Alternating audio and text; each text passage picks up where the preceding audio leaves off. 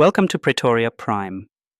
When a frontline city becomes a photo op and peacekeeping transforms into proactive readiness, something deeper is at play. On Vermietertagebuch, Alexander Rauer, in the December 16, 2025 release of Madness Europeans Plan, Multinational Force for Ukraine, we confront the machinery behind perception, where narratives ignite before soldiers ever fire a shot.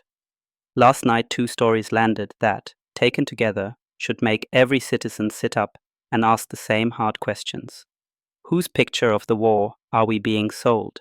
And where does that picture lead us?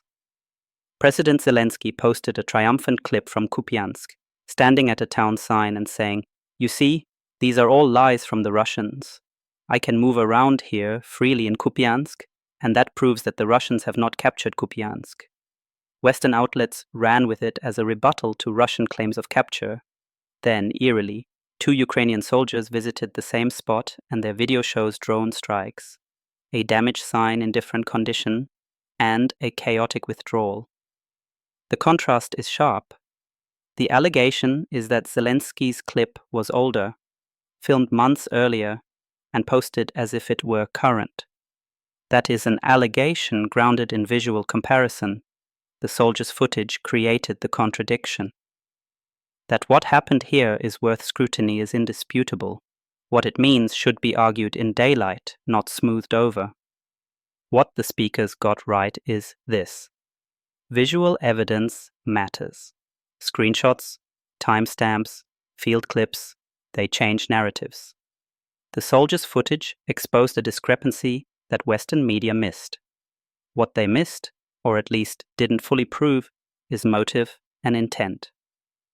Posting older footage is not the same as a deliberate campaign to deceive long-term. It is, however, a pattern with consequences. If leaders package staged or outdated images as current to sustain foreign support, those misrepresentations become political instruments that can justify deeper commitments abroad. A Bild report, described as a draft from European heads of state, describing plans for a Europe-led multinational force for Ukraine in the context of an agreement to end the war. The draft language is striking. The USA is to introduce a mechanism for monitoring and verifying a ceasefire. This is to be set up with international participation, with the aim of giving early warning of possible future attacks, tracing potential violations of a ceasefire, and responding to violations. On paper, that sounds like deterrence and security guarantees. In structural reality, it creates readiness to act. The gap between after the war and ready to respond is where peacekeeping becomes enforcement. History offers a warning. Missions framed as stabilization have a way of converting into open-ended entanglement. Remember the long slide from training and aid to combat in Afghanistan. So the pattern repeats. A curated narrative, whether a polished presidential clip or a diplomatic paper promising security guarantees, becomes the hinge upon which escalation swings. Who benefits from versions of the truth that insist the front is holding? Who benefits from commitments that blur peacekeeping and combat? Those are not rhetorical questions. They are the right questions for democracies that owe their citizens transparent justification before sending troops. We must also interrogate institutionally. Why did mainstream outlets not catch the discrepancy sooner? Why are draft plans with such ambiguous mandates circulating without robust public debate?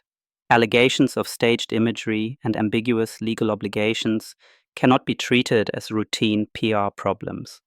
They are potential triggers for broader military engagement.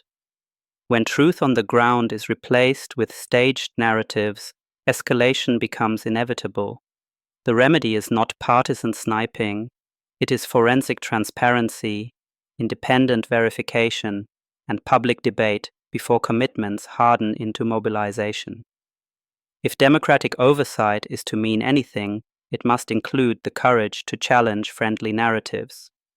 Otherwise, we repeat the same logic that put other nations on long, costly paths, pretext entanglement, and then the bitter, avoidable consequences. Break the silence. Demand the evidence.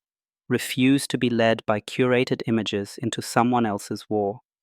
That's it, my friends. Please like and subscribe to support my channel. You can find more content on my Spotify and on YouTube under the handle @Pretoria Prime. Until we meet again, this was Scipio Americanus of Pretoria Prime News.